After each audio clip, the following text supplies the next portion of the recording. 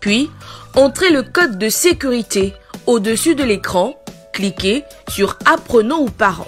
Ensuite, cliquez sur Se connecter en respectant les majuscules et minuscules. Enfin, s'ouvrira la page Cours en ligne et les différents cours de façon détaillée.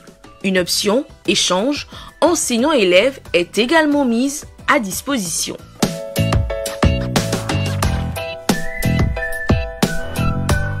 Apprendre à la maison pour lutter contre la propagation du Covid-19.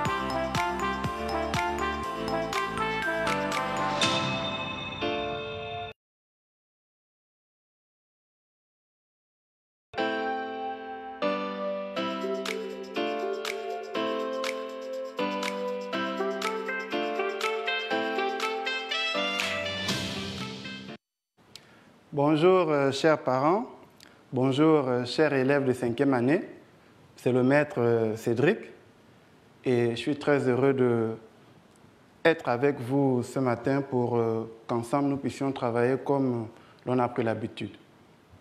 Bien, aujourd'hui nous allons travailler en orthographe. C'est une leçon très importante et nous allons démarrer notre leçon par la première activité qui va s'afficher sur votre écran. Ensemble, faisons la lecture. Activité 1. On donne la phrase suivante. Les filles, entre parenthèses, on a mis le verbe laver, les récipients de leur mère. Consigne 1. Réécrivons la phrase en conjuguant le verbe entre parenthèses au passé composé. 2. Disons comment se présente le verbe conjugué. Très bien, on revient. On nous donne une phrase. Les filles, entre parenthèses, on nous donne le verbe laver, les récipients de leur mère. On nous demande de réécrire la phrase en conjuguant le verbe entre parenthèses au passé composé de l'indicatif. Tu as déjà appris à conjuguer les verbes au passé composé. Donc, avec moi, on va réécrire la phrase en mettant le verbe au passé composé. Les filles. Le verbe laver, nous dirons les filles ont lavé. Les filles ont lavé les récipients de leur mère. Nous venons de conjuguer le verbe au passé composé. Et je sais que toi, à la maison, tu as également bien conjugué le verbe. On nous demande ensuite de dire comment se présente le verbe. Donc, nous allons observer attentivement le verbe et dire quels sont les éléments qui composent ce verbe. Nous avons ici « on ». « On », c'est l'auxiliaire. L'auxiliaire « avoir », conjugué au présent de l'indicatif. Et après, nous avons « laver » qui est le participe passé du verbe « laver ». Nous venons de dire comment se présente le verbe conjugué. En disant comment se conjugue le verbe conjugué, nous avons sorti deux éléments très importants, l'auxiliaire « avoir » et le participe passé du verbe. Ce qui va nous amener aujourd'hui à dire que nous allons étudier l'accord du participe passé avec l'auxiliaire « avoir ». Le titre de la leçon s'affiche sur ton écran. Orthographe, l'accord du participe passer avec l'auxiliaire avoir. Orthographe, accord du participe passé avec l'auxiliaire avoir. Qu'est-ce que l'on cherche comme objectif? L'objectif est qu'à la fin de notre leçon, chacun de vous soit capable d'accorder le participe passé avec l'auxiliaire avoir. Accorder le participe passé avec l'auxiliaire avoir. Bien, pour comprendre comment accorder correctement le participe passé avec l'auxiliaire avoir, nous allons continuer avec l'activité 2. L'activité 2 s'affiche sur ton écran. Activité 2. Activité 2. Ici, on a nommé le grand A, la première partie de notre leçon. Dans le titre de notre grand A, nous disons le participe passé employé avec l'auxiliaire avoir ne s'accorde pas avec le sujet du verbe. Et pour cela, nous avons notre activité 2 qui est en dessous. On va lire activité 2. Conjuguons les verbes entre parenthèses au plus que parfait. On nous donne 3 phrases. La première phrase, les branches de l'arbre, entre parenthèses, on a mis le verbe craquer à cause du vent. Deuxième phrase, les élèves, entre parenthèses, on a mis le verbe ranger les livres dans le placard. Et la troisième phrase, la commerçante, entre parenthèses, le verbe achever, la vente de ses produits. Très bien. Nous avons 3 phrases, on revient, nous avons 3 phrases avec dans chaque phrase un verbe entre parenthèses que nous devons conjuguer au plus que parfait. Je vais souligner le temps ici, le plus que parfait. Tu sais que le plus que parfait est un temps composé de l'indicatif. Mais pourquoi avoir choisi des temps composés? Nous avons choisi des temps composés parce que ce sont les temps composés qui nous permettent, dans la conjugaison des verbes, de manipuler les accords du participe passé avec l'auxiliaire être ou avec l'auxiliaire avoir. Comme aujourd'hui, nous travaillons sur l'auxiliaire avoir, nous allons uniquement voir ensemble comment chacun de nous doit accorder le participe passé lorsqu'il est employé avec l'auxiliaire avoir. Avant de conjuguer nos verbes, j'aimerais d'abord faire un petit rappel par rapport à l'accord du participe. Tu sais, tu l'as appris en 4e année, que le participe passé employé avec l'auxiliaire être s'accorde en genre et en nombre avec le sujet du verbe. Et que le participe passé employé avec l'auxiliaire avoir ne s'accorde pas avec le sujet du verbe, mais s'accorde avec le complément d'objet direct lorsque celui-ci est placé avant le verbe. Donc, nous allons nous appuyer sur ces règles pour, ensemble, réécrire les phrases en conjuguant les verbes au plus que parfait et vérifier s'il doit y avoir accord ou pas d'accord. Bien, on revient d'abord sur la règle concernant l'auxiliaire avoir. On a dit avec l'auxiliaire avoir, pas d'accord entre le participe passé et le sujet du verbe.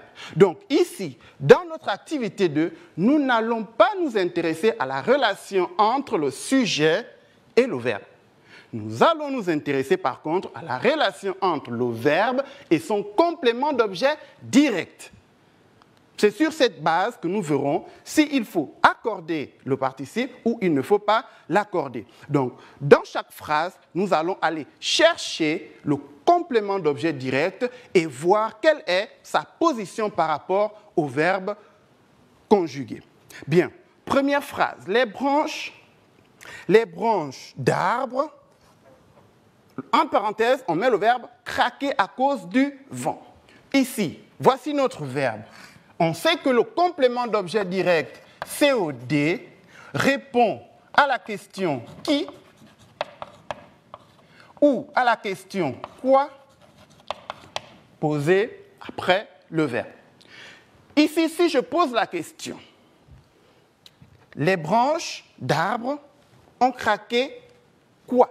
Ou ont craqué qui? Il n'y a pas de réponse possible. Donc, dans cette phrase, je n'ai pas de complément d'objet direct. Alors, je vais directement aller appliquer la règle qui dit le participe passé employé avec l'auxiliaire avoir ne s'accorde pas avec le sujet du verbe. Donc, ici, je vais tout simplement conjuguer mon verbe au plus que parfait, comme tu l'as appris. Auxiliaire avoir et être conjugué à l'imparfait plus participe passé du verbe à conjuguer. Donc ici, nous allons dire les branches d'arbres avaient craqué et à la fin de craquer, nous aurons la terminaison E accent aigu du participe passé des verbes du premier groupe. Il n'y a pas d'accord. Allons-y à la deuxième phrase. Les élèves. Entre parenthèses, on nous a donné le verbe ranger les livres dans le placard. On va faire la même chose. Allez chercher si dans la phrase il y a un complément d'objet direct et voir quelle est sa position par rapport au verbe conjugué. Ici, je vais me dire tout simplement, les élèves ont rangé quoi? Ont rangé les livres. Complément d'objet direct. Dans ma phrase, j'ai un complément d'objet direct. Mais cela ne suffit pas pour que je fasse l'accord du participe. Il faut que je regarde où est ce complément d'objet direct par rapport au verbe. Ici, le complément d'objet direct est placé après le verbe. Il n'y a donc pas d'accord entre le participe passé et le complément d'objet direct. Là aussi, je vais tout simplement conjuguer mon verbe en disant « Les élèves avaient rangé » et voilà.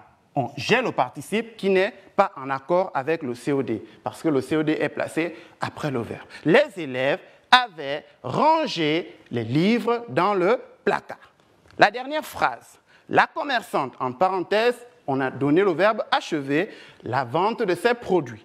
La commerçante a achevé quoi? La vente de ses produits. Complément d'objet direct. Où est le complément d'objet direct par rapport au verbe? Le complément d'objet direct est placé après le verbe. Il n'y a donc pas accord du participe passé employé avec l'auxiliaire avoir. Donc ici, je vais conjuguer mon verbe au plus que parfait, comme on me l'a appris.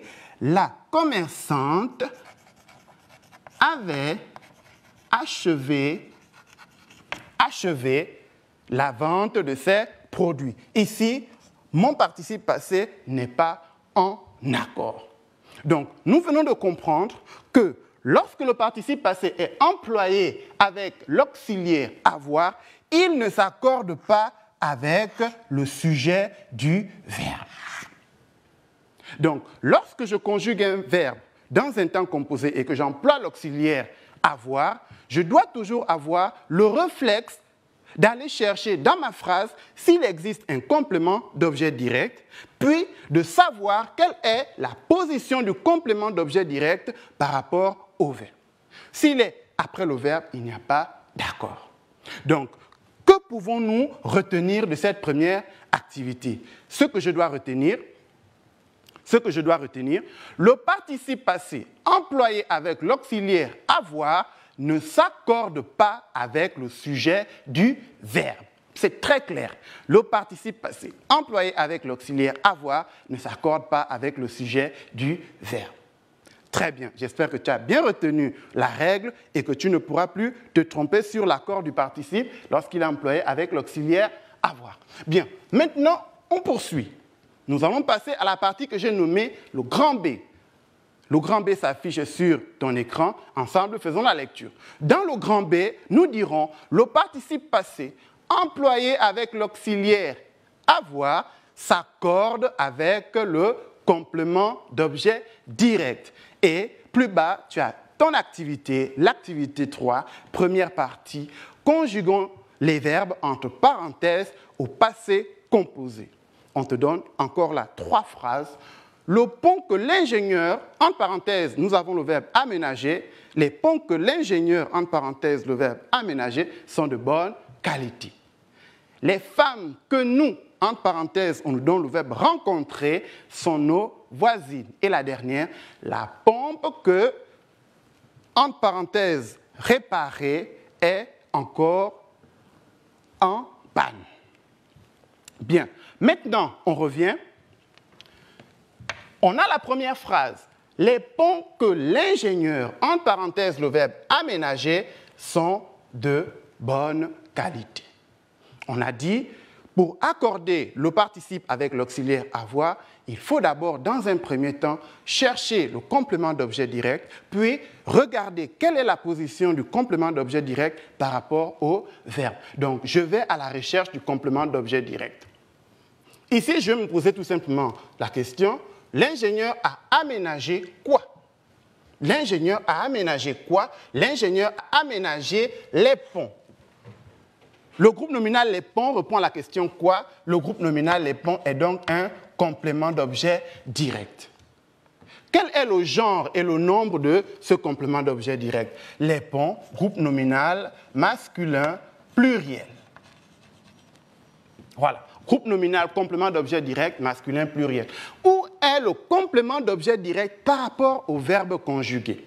Je vois ici que le complément d'objet direct se place avant le verbe conjugué. Contrairement aux phrases de l'activité 2, où le complément d'objet direct était après le verbe, dans l'activité 3, le complément d'objet direct est placé avant le verbe. Cette fois, il doit donc avoir accord entre le participe passé et le participe passé employé avec l'auxiliaire avoir et son complément d'objet direct. Donc, pour conjuguer mon verbe au passé composé, je dois faire en sorte que le participe passé du verbe aménager prenne le genre masculin et le nombre pluriel du complément d'objet direct placé avant le verbe. Alors, je dis les ponts que l'ingénieur a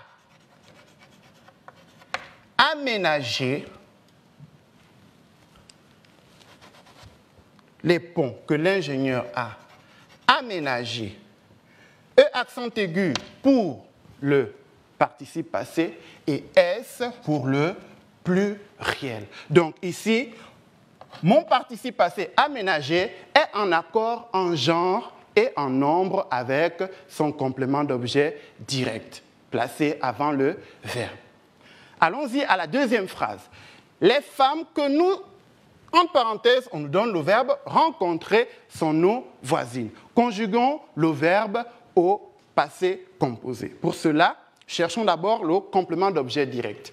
Nous avons rencontré qui? Nous avons rencontré les femmes. Complément d'objet direct. Genre et nombre, féminin, pluriel. Où est le complément d'objet direct par rapport au verbe? Le complément d'objet direct est placé avant le verbe. Il faut donc que je mette en accord mon participe passé et le complément d'objet direct placé avant le verbe. Donc ici, je vais tout simplement dire les femmes que nous avons rencontrées. Donc, E accent aigu pour le participe, E muet pour le genre féminin et S pour le nombre pluriel. Et j'obtiens ma phrase, les femmes que nous avons rencontrées sont nos voisines. Mon participe passé est en accord en genre et en nombre avec le complément d'objet direct placé avant le verbe. Et la dernière phrase, la pompe que je, entre parenthèses le verbe réparer, est encore en panne. Là également, j'ai réparé quoi? J'ai réparé la pompe. Complément d'objet direct. Genre féminin, nombre singulier.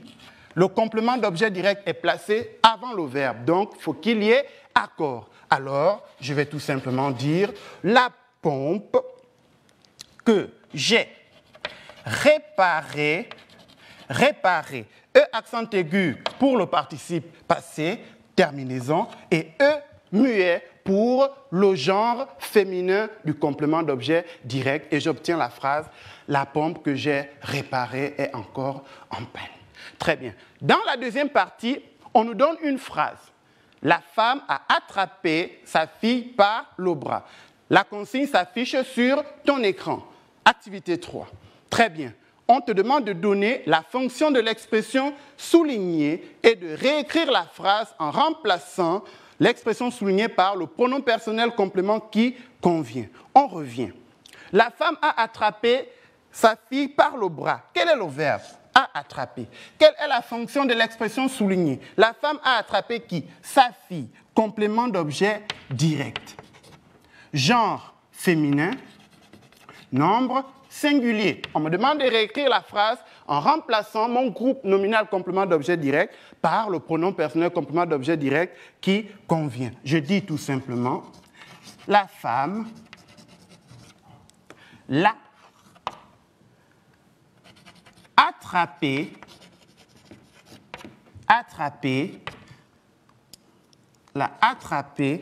par le bras. Bien. Si tu remarques mon participe passé, tu vas voir qu'il est différent de celui de la première phrase. Pourquoi? Parce que ici, dans la phrase, la femme a attrapé sa fille par le bras, le complément d'objet direct sa fille est placé après le verbe. Donc, pas d'accord. Mais lorsque je remplace le groupe nominal complément d'objet direct par un pronom personnel complément d'objet direct L', le pronom personnel complément d'objet direct se retrouve avant le verbe. Donc là, il faut qu'il y ait accord. Voici pourquoi, au niveau du participe passé, ma terminaison va être E accent aigu pour le participe passé et E muet pour le genre. Ici, le complément d'objet direct, le L' qui prend le même genre et le même nombre que le groupe nominal qu'il a remplacé. Donc féminin singulier, participe passé féminin singulier. J'espère que tu as retenu. Maintenant, qu'est-ce que je retiens de façon générale sur ton écran? Ce que je dois retenir, le participe passé employé avec l'auxiliaire avoir s'accorde en genre et en nombre avec le complément d'objet direct COD si celui-ci est placé avant le verbe. Exemple, cette fille, je l'ai envoyée au marché. J'ai envoyé qui? Cette fille. Et nous voyons que dans la phrase, il y a le L' qui est mis pour remplacer le groupe nominal complément d'objet direct, cette fille, alors envoyé prend le E accent aigu, E muet pour que le participe soit en accord avec son complément d'objet direct. Très bien. J'espère que tu as bien retenu ce que nous venons de dire, mais avant de partir, je vais te proposer une activité de fixation que tu vas recopier dans ton livre. Activité de fixation, c'est l'activité numéro 2, l'exercice numéro 2 de la rubrique « Je m'entraîne » de la page 64 de ton livre « Super en français 5e année ». J'espère que tu as noté la référence de l'activité. Bien, nous sommes arrivés au terme de notre leçon, mais je ne peux pas te quitter, je ne peux pas vous quitter sans rappeler les mesures barrières dans la lutte contre le coronavirus. Toujours se laver les mains avec de l'eau propre et du savon, tousser ou éternuer dans le creux de son coude, garder une distance d'au moins 1 mètre avec les autres et lorsqu'on est amené à sortir, toujours porter sa bavette. Mais le plus important est de rester à la maison. Moi, je te dis au revoir et à la prochaine.